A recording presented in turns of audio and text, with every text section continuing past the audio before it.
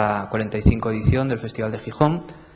Llevamos un par de años pues intentando centrarnos un poco no solo en realizadores con una carrera ya súper amplia, de 20 largometrajes y cosas así, sino un poco intentar aventurar lo que puede ser el futuro del cine en los próximos años y comprobar un poco el estado de determinadas cinematografías basándonos en directores con una carrera todavía, digamos, breve, pero muy contundente, y creemos que en ese sentido Daniel es posiblemente un representante inmejorable, del mismo modo que lo puede ser Carlos Reigadas o Pavel Pawlikowski, por poner otros dos ejemplos que pasaron este año por aquí.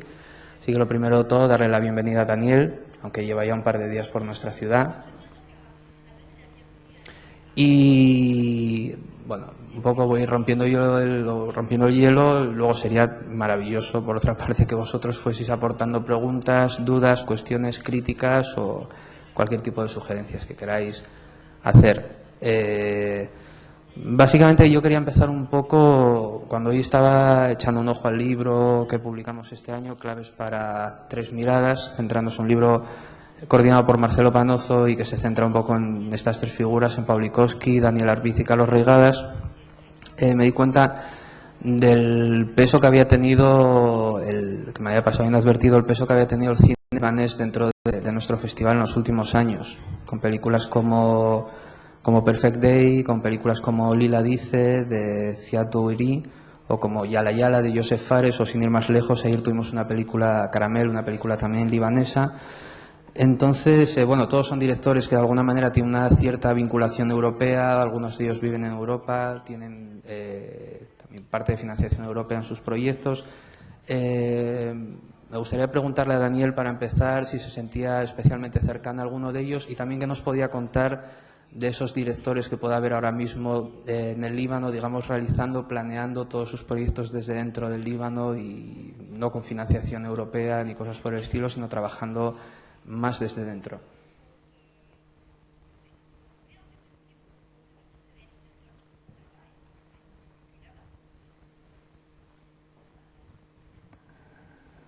Gracias. Merci de m'avoir invité. Muchísimas gracias por invitarme a Gijón. En el Líbano no hay un movimiento en este momento. No son realizadores que hacen cosas muy distintas si los comparamos. No es como, por ejemplo, la Nouvelle Vague, o los nuevos realizadores en Francia o hasta los nuevos realizadores en Alemania. No podemos compararlo. Es decir, allí hay mucha gente que quiere hacer cine. Es lo único que tienen en común. Pero no hay realmente una corriente, o hay gente que sí se parecen, y entre los que usted ha citado los conozco, naturalmente nos conocemos. Pero bueno, yo creo que estoy más cerca de gente como Akram Satarik, Santar. Son gente que está ahora mismo haciendo vídeos que sí que se visionan en los festivales, en los centros de arte, y que en realidad están centrados tanto en la forma como en el fondo. A mí me encantan muchísimo, me gustan las películas de Cienerik, que son películas públicas, películas de gran público, pero bueno, me quedo ahí. No tenemos ningún tipo de vínculo estilístico, por llamarlo de alguna manera. Y aquí entrarían también los realizadores que no solo que trabajan un poco desde fuera del Líbano, sino también realizadores que trabajan desde dentro y no trabajan, por ejemplo, con financiación europea ni cosas por el estilo.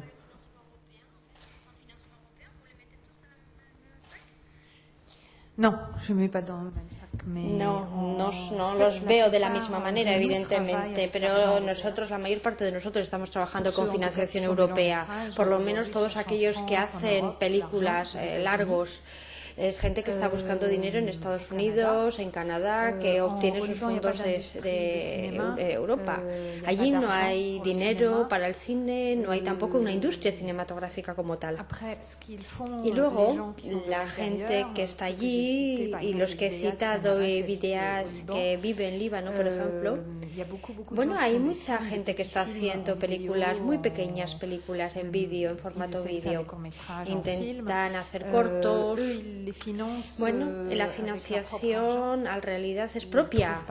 O bueno, encuentran por aquí y por allá.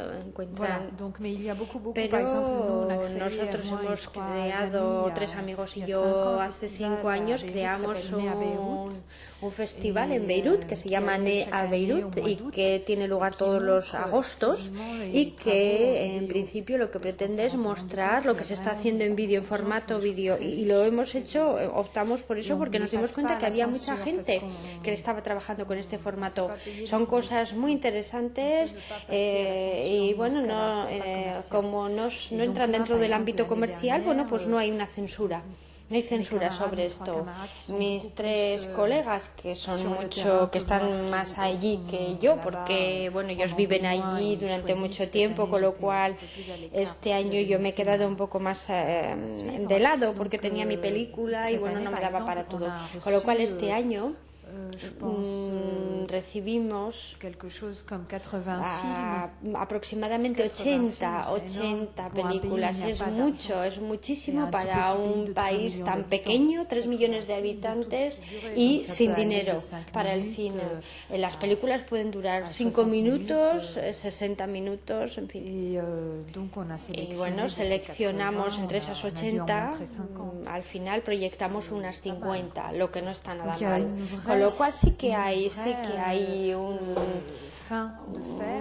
unas ganas, un entusiasmo, y la mayor parte de las personas que están trabajando con el formato vídeo tienen proyectos muchísimo más grandes. Seguramente en unos años oirán hablar de estos proyectos. Hay algunos que solo quieren hacer vídeo, pero hasta esos es como Akram Attari, que ahora mismo se visiona en Beaubourg, en Pompidou, en Francia. Él no quiere, él no está haciendo cosas en vídeo pensando en que así consigo el dinero, buscando dinero y luego pues salto al cine. No, ese es el formato que quiere y ahí está. Es verdad que en Líbano ahora hay mucho movimiento. Muy bien, y echando la vista atrás a toda su filmografía, una de las cosas que sí que llama la atención de toda ella, o bueno, por lo menos fue lo que me sucedió a mí, supongo que le pasará a otra gente también, era el gusto que tiene en concreto para la selección de las bandas sonoras o de los temas incidentales que aparecen en todas sus películas, en la mayoría de ellas, que pueden ser cosas tan diferentes como Arvo Pärt o Fairuz, o sin ir más lejos, en su última película, Explosions in the Sky, un grupo de Texas que realmente no tendría por qué ser lo más exactamente adecuado para una película como Nombre Perdido, para lo que esa película cuenta. Más allá de lo que pueda suceder en los campos de batalla, que bueno, que se utiliza quizás la música para marcar un poco más la ambientación de la película, me gustaría saber un poco qué es lo que te conduce en determinados momentos a utilizar una música en concreto, sobre todo el caso en esta última película de Explosions in the Sky. Si es simplemente una cuestión de gusto o realmente va un poco más allá. No, es mi gusto personal. Todo en la película es lo que me dice mis tripas, en fin. Y como me gusta mucho la música, cuando me ven árabe de Líbano, bueno, muchas personas piensan que tendría que hacer un tipo de cine con un tipo de música árabe. Bueno, pero no, yo cuando era pequeña escuché muchísimas músicas. Por ejemplo, con 12 años escuchaba Blondie, me gustaba. Después, en el Líbano es un país relativamente está un poco de lado del mundo árabe. Hay muchas comunidades religiosas, muchas mezclas, mucha gente que sale y que vuelve. Hay más conciudadanos míos fuera que dentro, pero bueno, hay mucha mezcla con lo cual las cosas llegan con mucha regularidad al Líbano. Nick Cave, lo mismo, tenía 10 años cuando descubrí Nick Cave, era el momento de la guerra y bueno, mucha gente podía pensar que no, eso me acompañó, me alimentó y luego con cada una de las películas intento ver qué es lo que mejor le puede ir. No intento ponerle una música porque es moderna, no, la música tiene que recoger un poco la sensación de los personajes, el estar de esos personajes, tiene que mostrar cómo se sienten, tiene que... Es eso. Y después, luego, bueno, yo soy muy instintiva y todas mis opciones son muy instintivas. Con lo cual, antes de hacer la película, no digo, me gusta esta música la voy a meter. No, una vez que ya he hecho la película, entonces voy viendo qué es lo que... Y la última... Chiclet Machines es un grupo de Texas, un grupo que un amigo me presentó, me gustó mucho lo que hacían. Y bueno, Explosion Sky también les encontré en París. Bueno, me pareció que entraban y lo escuchaba durante el rodaje sin plantearme voy a utilizar esta música. La película de ayer es un grupo libanés que ya no existe. Me hicieron la banda sonora de la película y bueno, estoy tan contenta, estoy tan feliz de que me hayan hecho esta banda porque ya no existen, ya no están ahí. Luego también tengo amigos que hacen distintas músicas de rock y estuve muy tentada de meterla en la peli. Hay un grupo que se llama Skanderbeg y al final, bueno, pues tuve que quitar la secuencia donde iba a ir esa música, con lo cual ya la música no tenía su cabida. Estoy rodeada de gente que conoce música. Me gusta el movimiento rock, el movimiento punk,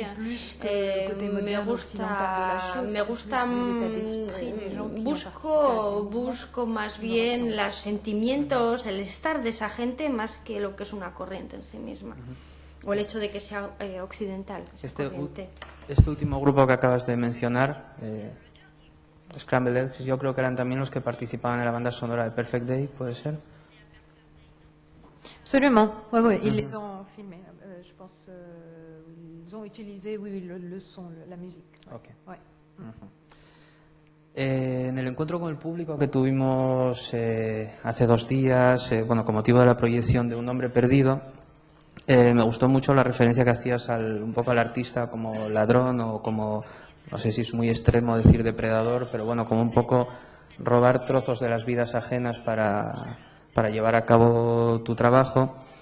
Y bueno, todo esto venía un poco en relación o en referencia a la relación conflictiva que había entre estos dos personajes en El hombre perdido. Y lo que pasa es que también te quería preguntar si, aparte de esto, me gustaría que volvieses un poco a ahondar en este tema aquí para toda la gente que no pasó por el encuentro con el público. Y por otra parte, también quería preguntarte si no, aparte de esta, digamos, interpretación que tú dabas el otro día, ¿no existe también un poco en el personaje del fotógrafo algo también de esa fascinación del occidental, del ciudadano occidental frente a los conflictos ajenos? Una fascinación a veces un poco malsana.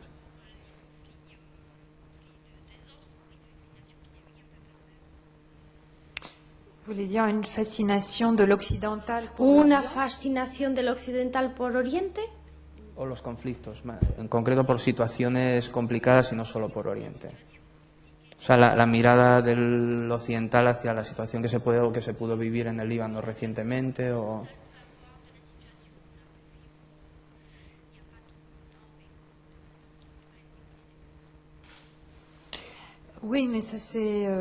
Sí, pero eso es la situación del mundo. En cuanto hay un sitio donde hay un conflicto, En cuanto si ustedes viven en paz, bueno, pues que miran el conflicto. Además, bueno, estamos en una sociedad muy informada. En Oriente es distinto. En Oriente está Israel con una historia un tanto común con Europa. Con lo cual las personas sí que siguen un poco lo que está pasando en esta parte del mundo. Y eso porque por un cierto interés. Yo tenía un amigo que decía que la suerte de los palestinos era ser precisamente los enemigos de los israelitas, porque si fueran los enemigos de los coreanos no iríamos a hablar de ellos. No, o sea que tienen una historia y es cierto que estamos muy pendientes de lo que está pasando allí, porque todos los días hay una noticia que nos viene de allí, cuando en realidad hay muchos otros conflictos pero bueno, en cuanto a mi situación de artista o cómo me parece que los occidentales ven el mundo, bueno, yo no comparto este punto de vista o no lo comparto en mi película. Yo creo que sería justo lo contrario. Este hombre lo que quiere, en realidad está mirando a aquellos que normalmente no se ven. Es decir, se interesa por las prostitutas, se interesa por este hombre que ha perdido la memoria, le interesan personas que normalmente no vemos en las ciudades. Lo que vemos aquí son precisamente los que están en Hezbollah, están los que echan piedras en Palestina, o sea que las noticias que vemos en la televisión no son noticias que han sido elegidas, y de hecho lo que vemos es siempre lo mismo, cuando en realidad hay muchas otras cosas que podríamos ver. Pero como es una información un poco sesgada, no vemos lo demás. En El hombre perdido es alguien alguien a quien no le interesan las noticias, la actualidad, lo que está de actualidad, sino que haya guerra o no haya guerra, lo que le interesa es lo que está fuera de ahí, lo que está al margen. Es un hombre que vive de una manera arriesgada. Es decir, que hasta aquellos que son reporteros de guerra se van y efectivamente van a una situación de riesgo, pero a él olvidarse allí o en otro sitio sería lo mismo, y allí es más arriesgado que en cualquier otro sitio. ¿Por qué? Porque ese Oriente no se va con las prostitutas por la noche, no se sale por la noche, no se rueda, con lo cual se sitúa en una situación siempre de riesgo, siempre está en un riesgo, y es alguien que en principio no es muy consciente de lo que hace. Me he inspirado en Goldman para hacerlo. Yo la verdad es que no sé si lo hizo en Oriente, pero lo hizo en Tailandia, lo hizo en otros sitios. Es un escritor americano, estuvo en Siria, estuvo en una serie de países y en Líbano, y allí viajó y se desplazó solo.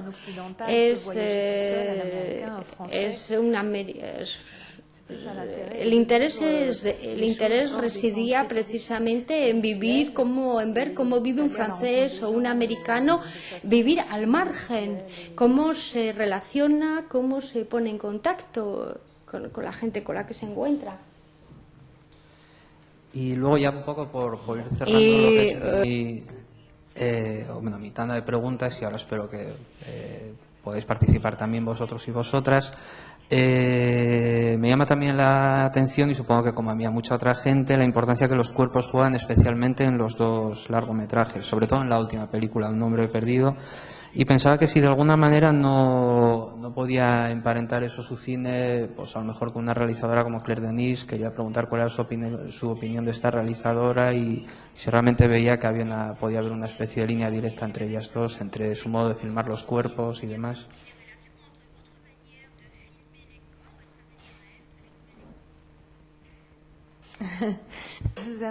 Sí, tenemos un punto en común, y es que compartimos la persona que nos monta las películas.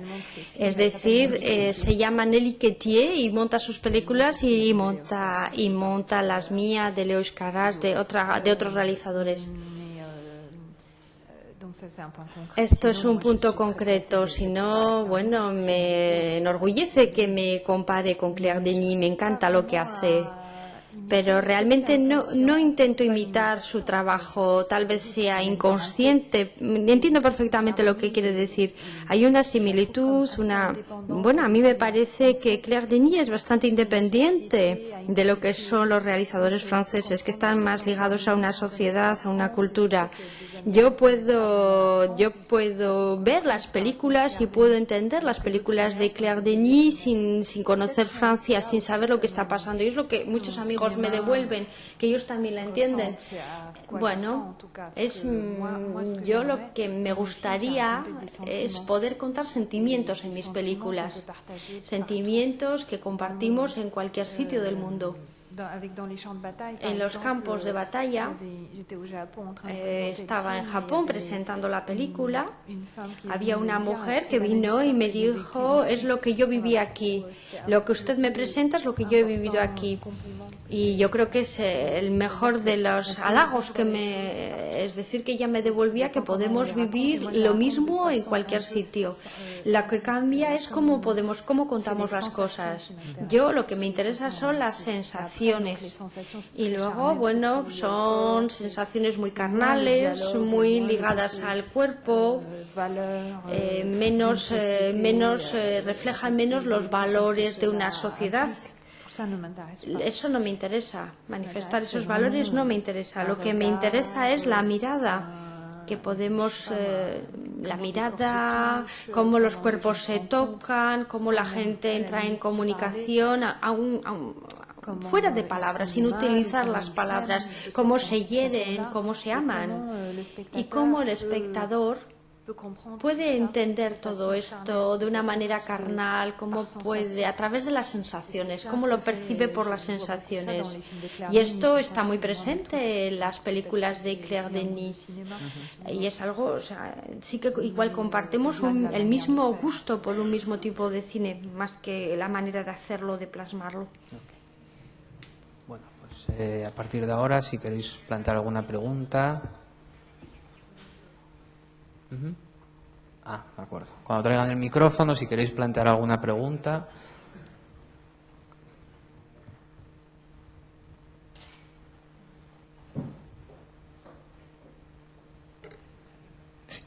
Sí, tenía dos preguntas. La primera es cómo se había sentido estos días aquí en Gijón, sobre todo en los encuentros con el público.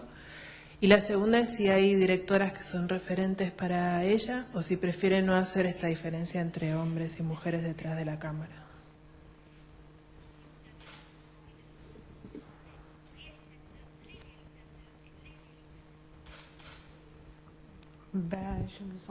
Me siento encantada, estoy muy bien en Gijón, estoy halagada de poder haberles mostrado muchas de mis películas. Y doy las gracias a los organizadores del festival. He tenido 2 encuentros con el público, la verdad es que disfruté mucho. Yo creo que es un público que está muy presente, con una calidad de escucha, con un interés. La gente viene a ver las películas y esto está muy bien. Me sorprende que las salas estén casi llenas. Es lo que he visto, por lo menos. En cuanto al cine, no hago distinción entre realizadores y realizadoras o entre hombres y mujeres. Me gusta Fassbinder y me gusta Claire Denis. Para mí es la misma manera de actuar. Es lo que explicaba. Sentir las cosas y contarlas. Y arriesgarse. A mí me gusta mucho que el realizador asuma riesgos. A mí no me gustaría hacer una película justo para divertir, para tener éxito, etcétera. Eso no me interesa. Si fuese así haría otra cosa. Lo que me interesa es precisamente arriesgarme haciendo una película, arriesgar la vida de los demás, que sea una aventura y a todos los niveles. También puede ser un riesgo económico. Vengo de una familia en la que se juega al póker y me encanta jugar al póker. No juego, perdón.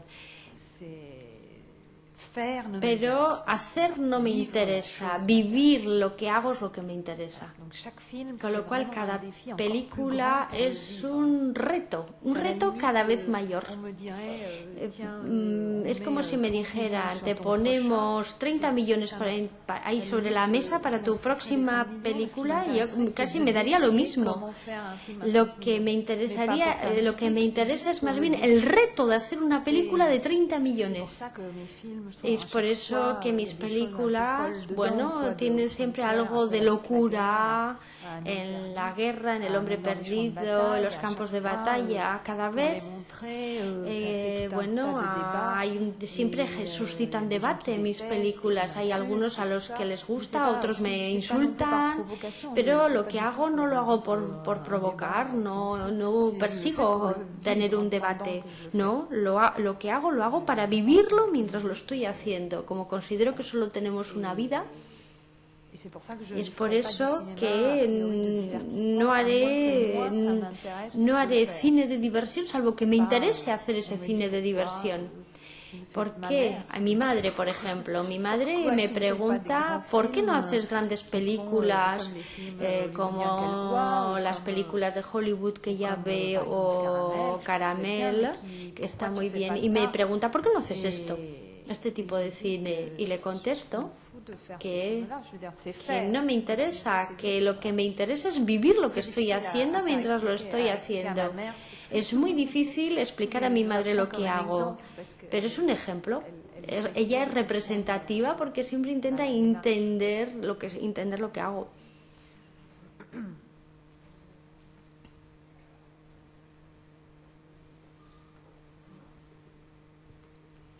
Hola, buenas. Yo te preguntaría un par de cosas.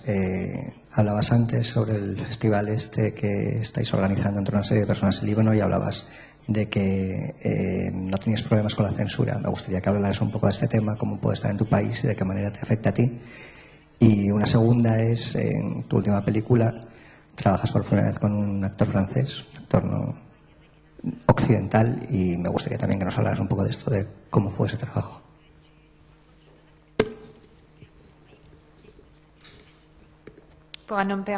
¿Con un hombre perdido? Por un lado, la censura. A ver, en Líbano, al contrario del resto de los países árabes, podemos rodar lo que queramos, en principio. Después, cuando se quiere visionar o cuando se quiere mostrar, ahí sí que tenemos que pasar por una censura. Mientras rodaba, nadie vino a decirme nada.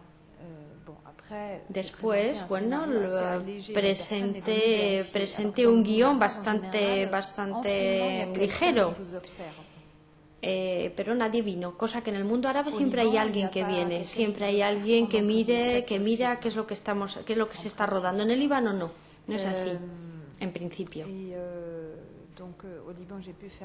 Con lo cual pude rodar la película en el Líbano. Y en cuanto al festival que nosotros tenemos, no nos vemos afectados por la censura, pero con Un hombre perdido, si quiero que se proyecte en la sala, no estamos hablando de una película sobre formato vídeo, Un hombre perdido es una película que puede ser comercial, o sea, que puede ser explotada desde un punto de vista comercial, y ahí efectivamente sí que tendría que presentarlo a la censura. Y ahí es cuando me lo van a censurar, porque no les va a gustar lo que están viendo. Hace 2 semanas presentamos la película al organismo de censura y bueno, están intentando ver qué es lo que van a hacer. Pero bueno, yo ya sé que me van a pedir que corte tal cual y tal otro plano.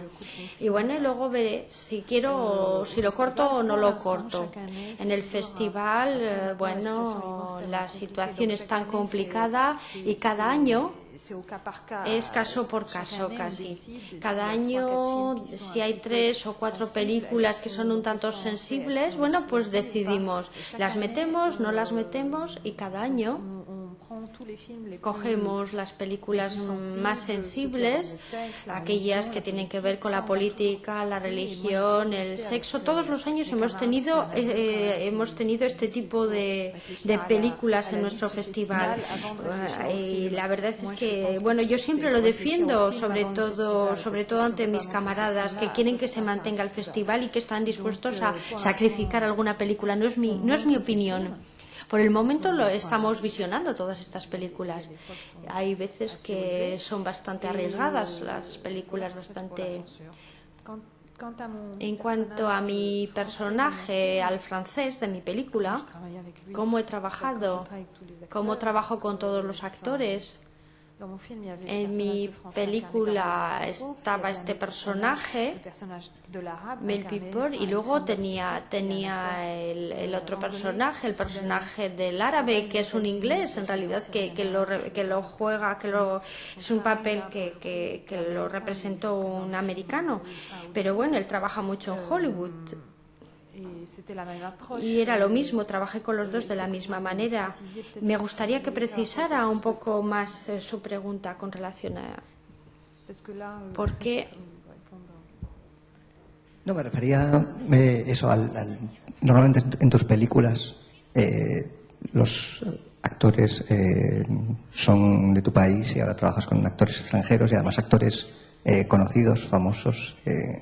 Y entonces quería saber qué diferencias podía haber habido en el trabajo con este tipo de actores. Vamos.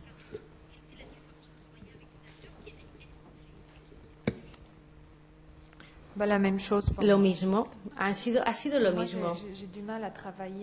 A mí me cuesta mucho trabajar con actores en general. ¿Por qué? Tal y como les he dicho antes, cada película es una aventura. No me gusta trabajar con gente que se proteja, con actores que hacen ahora una película, mañana otra, pasado otra. Es una carrera. No, yo lo que quiero es que se enfrenten a sus contradicciones. Me gusta llevarles a la aventura, que lo vivan como una aventura. Y todo el mundo no puede vivir eso. Tienen que tienen que liberarse, abrirse. Yo tuve la suerte de que Melvin Poupeau aceptó absolutamente todo. Tenía tantas ganas de hacer esta película que me decía sí a todo. Y Alexandre Sedic también. Tal vez para él era más difícil porque él además tenía todas las escenas de sexo. Con lo cual, bueno, ha vivido una aventura en esta película como todos los demás. Después, el próximo, voy a hacerlo en Francia con actores franceses. Es un largo con un casting bastante grande. Y bueno, haré la película como los hago todos, como las hago todas, es decir, tal y como yo lo concibo. No es porque esta película se haga en Francia será distinto. Me gustaría, por ejemplo, trabajar con Béatrice Dalle. Béatrice Dalle tiene una manera de vivir el cine, tiene una manera. Bueno, me encantaría encontrar actores o actrices de ese tipo. No, mi mentalidad no me lleva a trabajar con gente que esté pensando solamente en su carrera. No, a mí me gusta estar con gente con la que luego me vaya de potes y con la que viva cosas. No es colócate ahí, habla y haz esto, cállate. No, eso no me interesa. Eso no es lo que me interesa.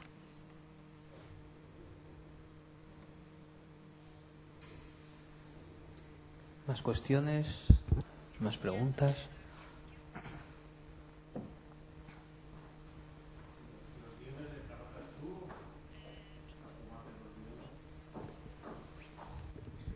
¿Los guiones les trabajas tú directamente? O, no sé. Comenta algo sobre cómo trabajas el guión, sobre todo con la escritura, ¿no? Bueno, sí, efectivamente, yo soy la guionista. Escribo de una escribo de una manera un tanto maniática. Es decir, que para el caso, en el caso de Un homme perdu, llegué a escribir 30 páginas antes de empezar con mi guión. La escritura es un placer para mí, es algo completamente independiente de la película. Escribo un guión, lo afino todo lo que puedo. Y después, durante el rodaje, lo dejo de lado, porque si, por ejemplo, un actor me dice esta réplica no me parece o esto no me parece, en ese caso la quito, invento otra secuencia, pero efectivamente lo que guardo es el esqueleto. Pero al final hasta pongo en entredicho el escenario, aunque lo haya trabajado mucho. En ocasiones sí que pido a expertos y demás que relean mi guión. Antoine de Agueta, por ejemplo, él es fotógrafo, no es escritor, no es guionista, pero bueno, él tenía que leerlo, y al final lo leyó. Mientras yo escribía, bueno, pues teníamos que vernos de cuando en cuando, tomar algo y charlar de cómo viaja, qué hace, cómo lo hace, cuando hace una foto. O sea, podía hacerle todas las preguntas que quisiera. Anotaba lo que anotaba, en ocasiones inventaba sus respuestas, muchas veces las deformaba, pero bueno, necesito que alguien me dé unas pautas. Entonces, bueno, recurro a gente que me habla, o si no, gente que relee mis guiones o que relee.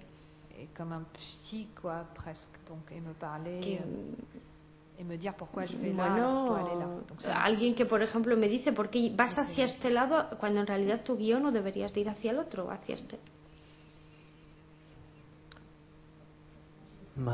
¿Alguna pregunta más?